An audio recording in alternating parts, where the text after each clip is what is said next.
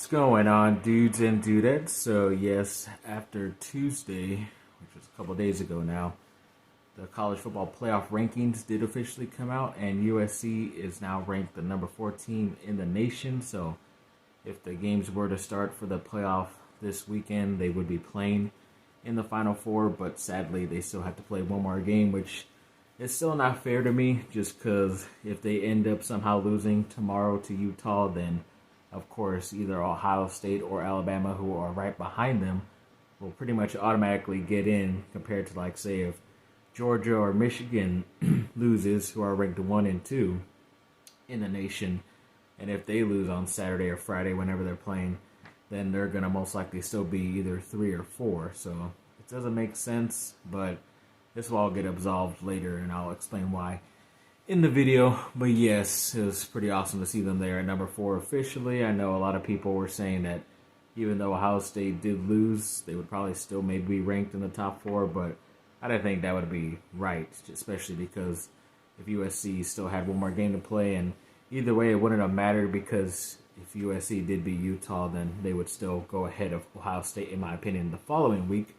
But either way, number 4 overall in the nation is not a bad start to Lincoln Riley's era at USC for his first year. Like I said, to me, they're a year ahead of schedule, but I just can't imagine what's going to happen next year, especially after this transfer portal. Just hearing and seeing who's been saying they're going to enter the portal on YouTube or Instagram, Twitter.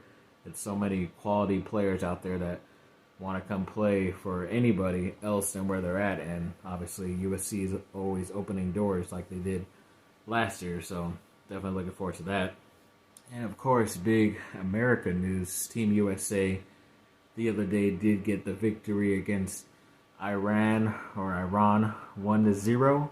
It was a crazy goal chipped in by Pulisic, and he ended up getting hurt in the process, and he was still down for pretty much most of that time, and had some type of pelvic injury, which kept him out for the rest of the game, but he still says he's going to play this Saturday no matter what against the Netherlands, who is their opponent now that they're into the round of 16. Is the Netherlands, who is a pretty good team. Obviously, they're playing the winner of whatever other group there was, but it's kind of interesting how even like a team today, Spain, who I'm kind of partially cheering for because apparently some of my family is from Spain, but apparently they didn't even care if they won the game or not, because I think they had a better matchup playing against Morocco, I think it was, than going up against Croatia if they were to win or something like that. So it ends up working out for them, I guess. But yeah, overall, it was a pretty awesome moment. Definitely, totally blew those opportunities, but then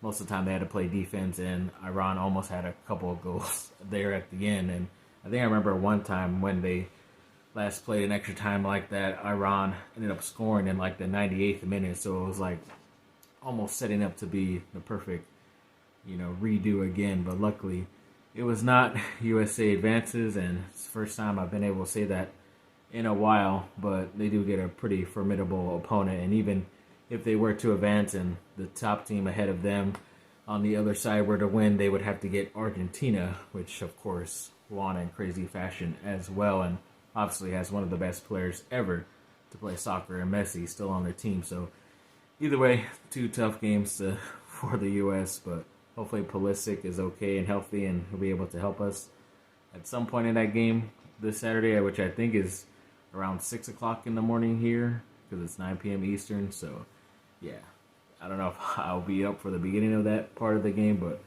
definitely try to get up as soon as I could on that day, just to be able to see and hopefully see the USA advancing into the next round. And then when it comes to a little bit of Chargers news coming up, yes, they ended up getting their game. I believe it's on the December 11th that they play the Miami Dolphins. It has now been flexed. This is the second time their game has been flexed from being just on regular TV to now a main primetime game on Sunday Night Football. And of course, it's going to be a pretty highly good matchup compared to what it was before, which I think it was maybe Denver and Baltimore. I could be wrong, but I know Denver. I think it was Denver and Kansas City. So obviously Kansas City is going to destroy Denver, you would think, but the better matchup in that week was most likely going to be I was almost going to say San Diego too, but LA and Miami either way. It'll be cool to see them on primetime again, but I think maybe that might mess up the other game coming up a few weeks after that in primetime as well on Sunday Night Football. It could. You never know. So we'll see if they still keep that game as well. I think it's against the Rams, who haven't been doing well and don't seem to be playing all that much for this season. So that game might get flexed down to regular also. And then Derwin James, the star defensive player for the Chargers, was named the AFC Defensive Player of the Month. So obviously he's been doing this for the whole entire month, showing just how great of a player he is, especially on defense, and how incredibly important he is for the team, especially on defense. And I'm definitely very happy that he is still producing and very healthy as of this second. But of course, I talk about him and something sadly bad might happen, which I hope not. But yes, he's definitely the main important cog in that defense, and hopefully he does continue to do and show what he has been showing so far, because it's been great so far. And then the Duke freshman Kyle Filipowski once again earned his third straight ACC Player of the Week nomination. It's not an award, but I guess whatever you get called up for. So yeah, he got that again nomination. We'll call it that.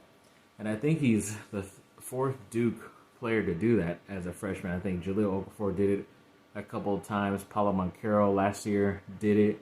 Then also Jabari Parker did it a couple of times as well. So he's obviously in great company there. A couple guys who were top 1, 2, 3 overall picks in the drafts. I don't know if Filipowski will be that high just because of how much taller he is compared to those guys, but that's just how the NBA is going now. 6'9", 6'10", above, and these guys can move like unicorns, as they say. It's not that different anymore, but it's still pretty interesting that he's on Duke right now to be able to see it up close and personal.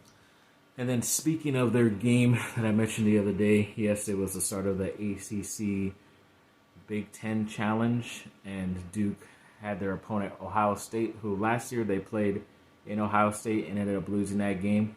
But luckily they were able to get the victory this time around. 81-72 was the final score for Duke.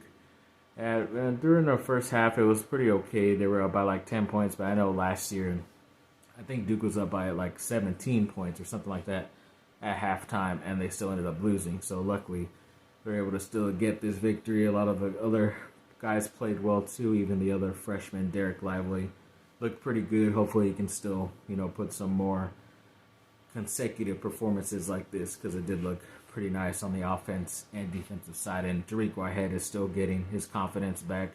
Obviously, the more talented player on the team, but had to go through those injuries early, right before the season. So he's looking good so far, but obviously he's going to get better, hopefully. And then Caleb Williams, yes, once again, he's been officially named finalist for pretty much all the best college football awards, except for the Heisman. For some reason, they haven't said that yet, but I'm pretty sure after tomorrow's game, if he does well, either in a win or a loss, he still will be a finalist for that as well. But we'll talk about that when that becomes more official. But he became finalist for the Walter Camp Award, the Davy O'Brien Award, and the Maxwell Award finalist list. And those are pretty much, I know the Davy O'Brien is the best quarterback in the nation, and I believe the other two are more of like offensive players of the year, and then the best player overall in the year, something like that. I forget which one is which, but yeah, that's just how special this year has been. And it's still kind of funny that people are still kind of like doubting him, and even the whole season pretty much, that yeah, he's only had these numbers because he's with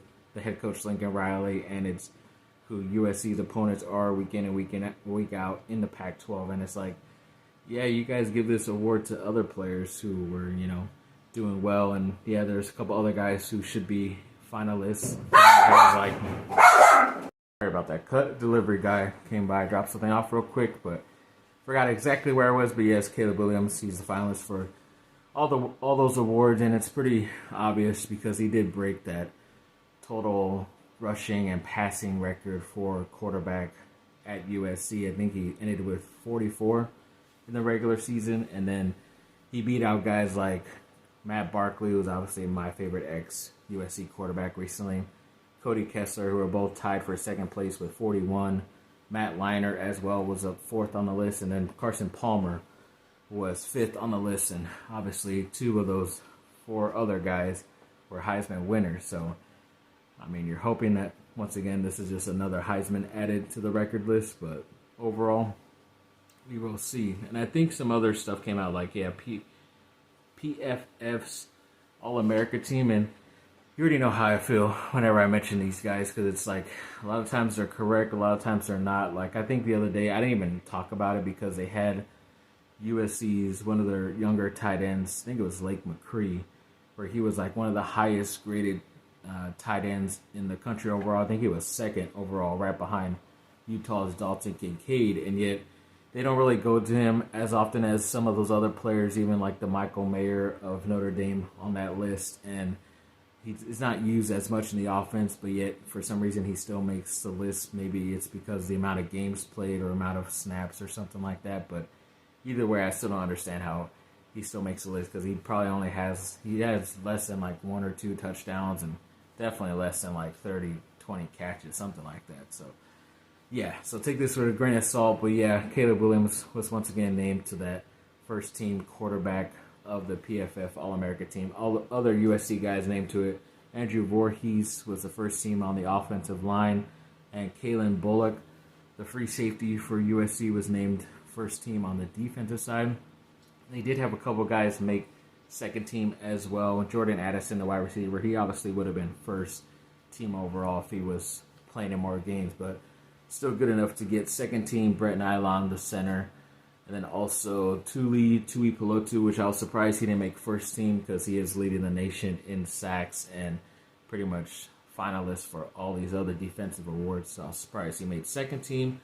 And then Mekhi Blackman was a cornerback as well on the defense, made the second team. So overall, still good that these guys are getting recognized, even though they talked a lot of crap about the defense. But either way, this team is still very talented, and they probably missed out on another guy as well. Travis Dye, if he was still playing in the last couple of games and healthy, he most likely would have made one of those teams as well, in my opinion. And then, yes, the Lakers kind of are stuck in the middle right now, as you would say. Stuck in the middle. Where they're kind of thinking that they're not maybe going to trade Russell Westbrook anymore, just because they're not going to get anything good in return in that type of trade. And they don't want to give up the second first-round pick that they have in their future to maybe just get one player back that isn't the high-quality caliber of a third star to go with LeBron and AD. But they're kind of more thinking to add some other point guards to a deal where it's Patrick Beverley and Kendrick Nunn. Obviously, Beverley was recently traded to the team, but I think as long as that December 15th or whatever date it is in mid-December passes, when guys were traded to teams or signed their deals in the summer, I think they can now be traded, officially. So they could probably get a deal or something, because they could take up the $18 to $22 million with those two contracts added with a first-round pick. If they traded to somewhere, get some other type of player or two that might be a little bit cheaper or good enough to the type of 3-and-D wing that they're looking for. So there's some trades out there. I might do something at fanspo.com to see what I could come up with. But yeah, I still think they can maybe trade Russell Westbrook with a first-round pick later at some point, if they just kind of have to give up and probably don't get a trade with those other two guys. Or it just sucks. I know even like Austin Reeves and Lonnie Walker the fourth are playing pretty good for the Lakers, even though they're not the main guys on the team. But it will be tough to get rid of those guys and still, like I said, not get anything good in return. But maybe to not give up that other future first-round pick, you might have to throw in a player like that who's been doing good on your team compared to having to give up that pick. So either way, they're stuck, but we'll see what they do. Then USC basketball played last night as well. They went up north to Berkeley and beat Cal 66-51. It was really low-scoring game. It was like low 20s or something, mid-20s or whatever at halftime. But then luckily USC doubled up on that offensively, and then defensively, Joshua Morgan, he's crazy. I know he had like a lot of blocks while he was at Long Beach State before transferring to USC, but at least in last night's game, I knew from when I was watching he had at least seven blocks, if not more, because I was going in between that game and the Lakers game going on at the same time. But yeah, he was just awesome the way he was playing, and obviously it definitely helped him out with that victory. So hoping they can still continue that success going forward, because I think they have another Pac-12 game coming up this Sunday at home against Oregon State. So good luck to them. Then Jason Tatum, last night as well, ex-Duke player with Boston, went off for 49 points. I don't believe this is a career high, but I think even Prince William and one of the Prince Kate, I think whatever her name was, those two were actually in attendance. I think that was the more breaking news than him getting 49 on ESPN. But yeah, either way, still a lot of points scored by the ex-Duke player, and he's looking like he could be maybe a front runner for the MVP awards just because of how well he's been playing and the record of the team. They're like 18-4 or something like that. But I don't know. Sometimes it's like they use him up too much and he doesn't have enough gas once it reaches the playoffs, and now one of their other star players is down, so I'm assuming that's why he's getting most of the majority of the shots and points. But I don't know. Hopefully nothing bad happens to him. Then the college football playoff made some news today where they officially were able to get the Rose Bowl to agree on a deal to have a 12-team playoff start in college football in the year 2024. So apparently they were the only like bowl game that was still waiting to be officially agreed on. But I know I had said stuff months ago that they were maybe pushing to have it done by 2026, the latest 2028, something like that, whenever the deal ended. But now they officially got it to where it's going to happen after next season, which is pretty crazy. And the top 12 teams will play. And I think the only thing was holding up the Rose Bowl was that they wanted the game at a certain specific time, and then like right at the third quarter or the end of the third quarter, the sun is setting and they could show it off on TV. I don't know what the heck it was. It was some crazy, weird demands that the Rose Bowl had, but that's what happens when they allow a crappy team to play in their Coliseum. That's what you call it. But yeah, overall, it finally got done. Definitely very excited about this. I wouldn't have as much anxiety as I do, I guess, that I'm dealing with right now if USC were to lose tomorrow, because then even if they lost tomorrow in that 12-game format, they would still end up making it most likely. They would just have to go on the road instead of hosting a game. So we will see. And then a 3-star defensive end, Grant Bucky, out there out of Northern California. He recently flipped from his USC commitment to UCLA. And to me, this doesn't really hurt or make me upset that he's going to a rival. It just signals that, like I said, USC is going to be looking to add a lot of talented players throughout, whether it's new commitments coming up, high school players, guys who are going to be transferring in, especially on the defensive side and at that position on the defensive line. So he just saw the writing on the wall and knew that if he went to a crappier team, he would get more playing time eventually and a lot sooner. So it wasn't overall that crazy of a flip, in my opinion. He still stayed relatively close to home and is going to get an opportunity. So good luck to him, I guess, except when he plays against USC. But yeah, I just hope this means USC is going to get a big-time player or two coming up soon. And then, yes, the Lakers did end up beat? I don't know. The Portland Trailblazers last night, 128-109. Luckily, they were able to keep this 10, 15-plus point lead in the fourth quarter instead of like the game before where they lost to Indiana on the last-second buzzer. But yeah, overall, they had a nice couple of plays here and there. Nice dunk by LeBron, as you're seeing. It was a nice sequence where LeBron hit a three, then their next possession, he hit a big dunk.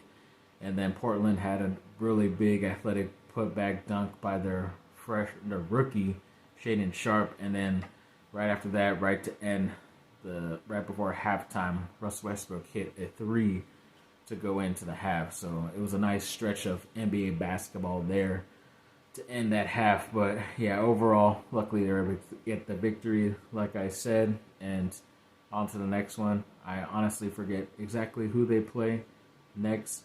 I know they have a big matchup tomorrow, and I don't think they play today, so it's against Milwaukee, and I forget if it's on the road or at home, but either way, playing against Milwaukee and my ex-favorite Duke player, Grayson Allen, it's going to be tough, as they say down south. And then when it comes to USC, yeah, they had a nice stat that I forgot to mention a couple times before, that when they ended the regular season, they did end their record in the Coliseum this year in LA 7-0, so they did not lose at home, which is pretty great. They did have that one loss away at Rice-Eccles Stadiums in Utah, but it's always big and important, especially recruiting-wise and fan-wise, to protect your home and win there. And we always, if you're a true fan, you know how tough it is to actually win in some of these places. Even if it is the Pac-12, it is always hard at times. But yes, it was nice that they were 7-0. And then, yes, speaking of Utah, yes, obviously, they get to play them. USC gets to play them tomorrow around 5 p.m. on Fox. So nice and bright in prime time on our main channel for everybody to watch for free, basically. But yeah, it's against the number 11 team. Utah is ranked up there. Obviously, USC's number 4 team. So this will definitely solidify USC in the top 4 with this victory, because it will be a top 11 victory overall in the nation. And it could solidify Caleb Williams as the next Heisman winner and the next Heisman winner from USC. So definitely looking forward to this game. I hope I'm not let down too much. Even if it is a loss, I'm still going to be very ecstatic and very happy about the future and the season and all this stuff for USC, but it will hurt if it is a loss like how it was against Utah on a 2-point conversion early in the season. So overall, definitely looking forward to it. Send positive vibes and well wishes to these guys out there in Vegas, because obviously it's Vegas, so hopefully they aren't distracted, but yeah, we'll see. So good luck to those guys. Thanks for watching, people. Like and subscribe. Comment down below. Let me know what y'all think. Have a good rest of your day. Bye. Fight on, baby. Woo!